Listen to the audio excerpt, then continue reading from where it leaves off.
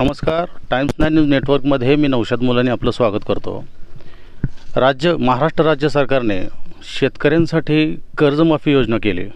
मात्र या कर्जमाफीसाठी शेतकरी समाधानी आहेत का, हेच आपण जाणून घेण्याकरता आज माळशिरस तालुक्यातील शेतकरी बांधवांकडे आपण आलेलो आहोत.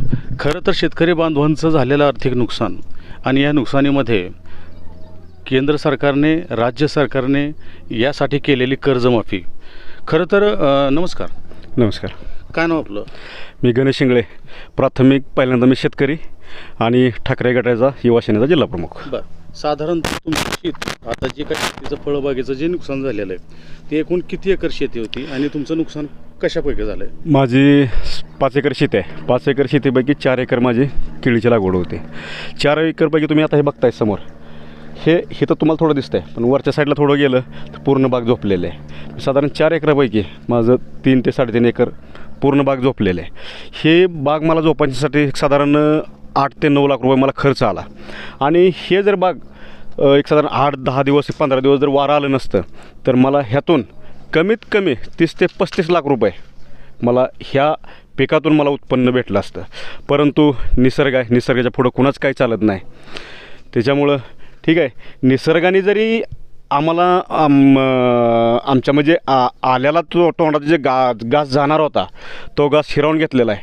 परंतु असे माझ्यासारखे हजारो शेतकरी आहेत, माझ्या तालुक्यातले हजारो शेतकरी आहेत. ह्या शेतकऱ्यांचा पण तोंडात आलेला घास हा निसर्गाने हिरावून घेतलेला आहे. तरी मायबाप सरकारला आता मायबाप म्हणताच येणार नाही, परंतु कसं आहे, ज्यावेळेस गरज पडते त्यावेळेस तर कमीत कमी मायबाप म्हणायला पाहिजे. मायबाप सरकारने ह्या शेतकऱ्यांसाठी एकरी कमीत कमी 1.5 ते 2 लाख रुपये खर्च येतो आहे. 2 लाख रुपये राहू द्या, शेतकरी हा खूप मोठ्या मनाचा आहे. त्यांनी कमीत कमी एकरी 1 लाख रुपये तरी मदत करावी अशी मी सरकारला विनंती करतो. आणि सरकारला एक दुसरी विनंती करतो की तुम्ही फक्त स्टंटबाजी करू नका. मी कुणाची नावं घेणार नाही, कुणावरती टीका टिप्पणी करणार नाही, बिलकुल टीका टिप्पणी करणार नाही, कारण ती वेळ पण नाही. आज शेतकऱ्यावरती भयंकर बेकार परिस्थिती आलेली आहे. तरी जे काही भाजपचे आमदार असतील, खासदार असतील, हे फक्त आत्ता बघतोय आम्ही बांधावरती जात आहेत, शेतकऱ्यांच्या बांधावरती जात आहेत. पण मला वाटत नाही शेतकऱ्याच्या बांधावरती ते मदत करण्यासाठी जात आहेत, नाही, स्टंटबाजी करण्यासाठी जात आहेत.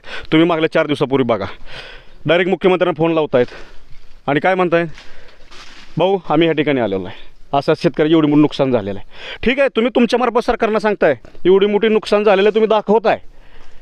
आणि मुख्यमंत्री तिकडून काय म्हणतायत की बाबा आता लगेच आदेश काढतो, लगेच जी आर काढतो, लगेच शेतकऱ्यांना मदत जाहीर करतो, पंचनामे करायला सांगतो, कलेक्टरला सांगतो, प्रांताला सांगतो, तहसीलदारला सांगतो. माझा एक प्रश्न आहे, ज्यांनी CM साहेबांना फोन लावला होता त्याचा आदेश निघाला का, तुम्ही याचं उत्तर द्यावं. आज नुकसान होऊन कमीत कमी 7 दिवस झालेत, कुठं आहे जी आर? कुठं शेतकऱ्यांना तुम्ही आर्थिक मदतीची घोषणा केली? ज्यांची पडझड झाली. माध्यमातून महाविकास आघाडीचे आमदार रोहितदादा पवार शेतकऱ्यांना सरसकट कर्जमाफी व्हावी, आणखीन काही 7 अटी त्यांच्या मागण्या आहेत. या शेतकऱ्यांच्या भल्यासाठी ते उद्या पंढरपूर या ठिकाणी अन्नत्याग आंदोलन करतायत. एक शेतकरी म्हणून तुमचा त्या आंदोलनाला पाठिंबा असेल का? मी एक शेतकरी म्हणून सांगतो, मी माझ्या गावातून कमीत कमी 500 शेतकरी, माझ्या गावातून एक पदाधिकारी नाही, पदाधिकारी सोडून द्या, आज मी कर्जमाफीत बसत नाही. असे माझ्यासारखे शेकडो शेतकरी कर्जमाफीत बसत नाही. हे प्रत्येक शेतकरी मी त्या आंदोलनाला पाठिंबा देण्यासाठी घेऊन जाणार आहे. आणि मी घेऊन जाणार आहे म्हणण्यापेक्षा शेतकऱ्यांचं मला फोन येत आहेत, आम्ही आमच्या स्वखर्चाने तो तुमच्याबरोबर येतो. म्हणजे आज एवढा जनतेतून शेतकऱ्यातून उद्रेक व्हायला लागलेला आहे. सरकारला कमीत कमी आता तरी डोळे उघडा, तुम्ही जास्त उद्रेक होऊन देऊ नका. आणि अटी शर्ती पूर्णपणे, हे जर तुम्हाला वाटेल की उद्या पवारसाहेब आंदोलनाला बसतायत, हे जे क्रेडिट पवारसाहेबांना जाईल, त्याच्या आतच तुम्ही त्याचं क्रेडिट त्यांना जाण्याऐवजी तुम्ही ज्या अटी आहेत त्या अटी पूर्णपणे शिथिल करा, 100% अटी काढून टाका आणि बिनशर्त एकही अट न ठेवता प्रत्येकानं कर्जमाफी करा. भारतीय जनता पार्टीचे लोकप्रतिनिधी, त्या लोकप्रतिनिधी शेताच्या बांध्यावरती जाऊन शेतकऱ्यांशी बातचीत करता. आताच आपण म्हणालात की मुख्यमंत्र्यांना देखील ते फोन करून सांगतात याचा अर्थ असा की ते फक्त जाहिरातीबाजी करतात, ते स्टंटबाजी करतात, हेच बोलणं मला बोलायचं आहे. अहो तुम्ही बघा, पेट्रोल पंपावर जावा, मोदींचा फोटो, खताचं गोणी आणा, मोदींचा फोटो. काय हे? ह्याच्या आधी होतं का? ह्याच्या आधी पंतप्रधान झाले नाहीत का? बघितलं तुम्ही कधी फोटो कुठल्या पंतप्रधानांचा खताच्या गोणीवरती? हे स्टंटबाजी नाही तर काय आहे? मला सांगा, जे भाजपचे आमदार बांधावरती गेले, कुणाच्या डोळ्यातून अश्रू आलो? कुणाच्या डोळ्यातून आलो मला सांगा तुम्ही? कालचं स्टेटमेंट बघा, कृषी मंत्र्याचं काय, दारात शेतकरी त्याच्या दारात आलाय, व्यथा मांडायला आलाय, व्यथा सुद्धा ऐकून घेणं का? तुम्ही आंदोलन केलं का? शेतकऱ्यांनी आंदोलन करू नये?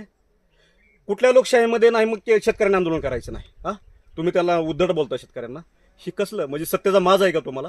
सत्तेचा माज जास्त टिकणार नाही. आता तरी तुम्ही जनतेमध्ये या आणि हे स्टंटबाजी बंद करा. खरंच तर तुम्ही शेतकऱ्यांचे वाले असता तर तुमच्या डोळ्यात पाणी आलं असतं. कुठल्या आमदारांच्या आणि खासदारांच्या डोळ्यात पाणी आलंय मला दाखवा तुम्ही. कमी कमी शेतकऱ्याचं अश्रू तरी पुसलंय का? स्वतः डोळ्यात अश्रू सोडून द्या, पण शेतकऱ्याचं अश्रू तरी पुसा तुम्ही. ते सुद्धा त्यांना जमणार नाही. फक्त स्टंटबाजी शिवाय दुसऱ्या यांना जुळत पण नाही आणि जमणार पण नाही. उद्याच्या होणाऱ्या आंदोलनातून काय वाटतं, शेतकऱ्यांना सरकार हे न्याय देऊ शकेल? सरकार हे गेंड्याचं का? गेंड्याच्या कातडीत सरकार आहे. सरकारला 1% फरक पडणार नाही. पण जेव्हा उद्रेक होईल, जेव्हा ह्यांच्या गाड्या अडवल्या जातील, ह्यांना रस्त्यावर यायचं बंद होईल, तेव्हा हे जाग्यावरती येतील. आणि आता पवारसाहेबांनी जे आंदोलन केलेलं आहे आणि हे शांततेचं आंदोलन आहे, शांततेमध्ये ह्याचा उद्रेक होऊ नये हे सरकारने याची काळजी घ्यावी, नाहीतर ह्याचा 100% उद्रेक होणार. आनंद देखणे. काय आपल्या शेतीत काय लावलंय सध्याला? आता सध्याला केळी आहे. केळी. हा. काय केळीचं नुकसान झालंय? केळीचं आता वादळी वाऱ्यामुळे केळी पडलेली आहे, बर, भरपूर नुकसान झालेलं आहे. किती एकर केळी आपली? आपली 5 एकर केळी आहे. 5 एकर हो. केळी. त्यातून किती रोपं अशी पडून गेली, नाश झाला? तर तरी निम्म्यापेक्षा तर जास्त आहे. नेहमीपेक्षा हो जास्त आहेत. हो. मला सांगा, आता या राज्य सरकारनं शेतकऱ्यांची जी काही कर्जमाफी योजना केली त्यांनी, त्यात तुम्ही समाधानी आहात का? शक्यतो आता समाधानी तर नाहीच. गेल्या वर्षी जसे शरद पवारांना कर्जमाफी केली होती तशी कर्जमाफी करावी म्हणजे शरद पवारांनी त्यावेळेस जी काही कर्जमाफी केलेली होती. हो, सरसकट. हो, तशीच कर्जमाफी याही सरकारनं करावी, हा, असं तुम्हाला एक शेतकरी म्हणून वाटतं? हो, वाटतंय. याच पवार कुटुंबातील आमदार रोहितदादा पवार उद्या पंढरपूर येथे शेतकऱ्यांना सरसकट कर्जमाफी व्हावी म्हणून अन्नत्याग आंदोलनाला बसणार आहेत. हो. तुम्ही त्या आंदोलनाला तुमचा कितपत सहभाग असणार आहेत आणि तुम्ही इथून त्या आंदोलनाला जाणार आहात का? आमच्या माळशिरस तालुक्यातले सगळे शेतकरी आमचा पाठिंबा राहील रोहितदादा पवारांना. पाठिंबा राहील. हा. आणि या अन्नत्याग आंदोलनातून तुम्हाला शेतकऱ्यांसाठी यश मिळेल असं तुम्हाला खात्री वाटते का? यश मिळेल असं खात्री वाटतं. आता रोहित पवार आहेत म्हणल्यावर वाटते असं खात्री. बघू आता जे काय असेल ते होईल. पवारसाहेब आहेत म्हटल्यावरती नक्कीच आम्हाला न्याय मिळू शकतं, नक्कीच शेतकऱ्यांना कर्जमाफी सरसकट होऊ शकते, सर्वसामान्य शेतकऱ्यांचं म्हणणं आहे. राम राम. राम राम. काय नाव आपलं? जाधव. काय कुठलं गाव आहे? संगम. मला सांगा, या संगम गावामध्ये आपल्या आता काय शेतात काय लावलंय? केळ लावलंय. काय केळाचं काय मागच्या वाऱ्यामध्ये काय नुकसान काय झालं? लय नुकसान आहे. झालं? किती झाड गेली? लय गेलेली. लय म्हणजे किती गेली? काय आता काय सप्रण झालं ह्याचं, कुठं तरी राहिलंय. बरं, मग काय त्याला फळं लागलं होतं का झाडाला? तर हाय ती. मग काय सर कोण आलं का नाही पंचनामा करायला? सरकारचा कोणचा माणूस आला का नाही? कोण यायचंय? नाही आलं? हा. बरं, मला सांगा, या सरकारनं जे शेतकऱ्यांसाठी कर्जमाफी जे ठेवली, जी केली, हा. ती कर्जमाफी अटी शर्तीमध्ये केलेली हा. ते तुम्हाला मान्य आहेत का? नाही. का बरं तुम्हाला मान्य नाहीत? कसं नुकसानच भरपाई होत नाही ना. नुकसान भरपाई होत नाही. हा. मग आता तुम्हाला कर्जमाफी कशी? शरद पवार साहेबांनी ज्यावेळेस कर्जमाफी सरसकट केली होती, उद्धव ठाकरे साहेब मंत्री असताना, मुख्यमंत्री असताना त्यांनी जी कर्जमाफी केली होती सरसकट, तशीच कर्जमाफी आता तुम्हाला या भाजप सरकारकडून हवी का? हा, अशीच पाहिजे? हो. मला एक सांगा, आता या कर्जमाफीसाठी उद्या पंढरपूरमध्ये आमदार रोहितदादा पवार हे अन्नत्याग आंदोलन करणार आहेत. एक शेतकरी म्हणून तुमचा त्या आंदोलनाला पाठिंबा असेल का? हाय गे. आहे का? होय. मग उद्या त्या आंदोलनाला तुम्ही जाणार का? जाऊ गे. किती जाणार आहेत शेतकरी तुमच्या? काय येतील ते येतील. वयस्कर असून तुम्ही त्या अशा भर उन्हामध्ये त्या आंदोलनाला बसणार? बसू, काय करायचं? बसणार. मग काय वाटतं, त्या अन्नत्याग आंदोलनाला बसल्यानंतर, त्या उपोषणाला बसल्यानंतर या राज्य सरकारला पाझर फुटेल? काय आता त्याच काय सांगावं? होय, काय सांगावं?